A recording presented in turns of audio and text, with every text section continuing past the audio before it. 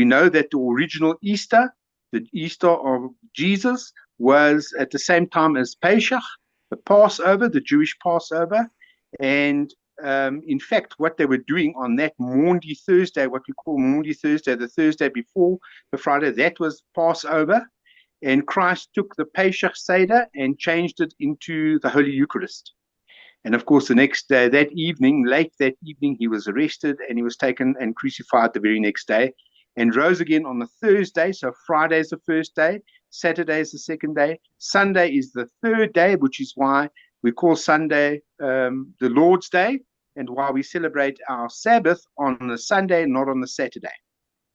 And what points to this, we go back to Christmas and to the solstice to point to Easter. Because remember, at the there's the winter solstice in the northern hemisphere, the sun was right in the south, as far south as what the sun goes, southeast. And the closest constellation at that time would have been the Southern Cross, which points to Easter.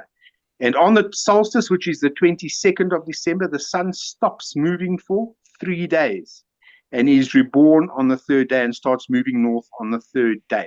So there's a lot of esoteric significance with regard to Easter and how it is calculated, and the differences between the Eastern Orthodox and our church.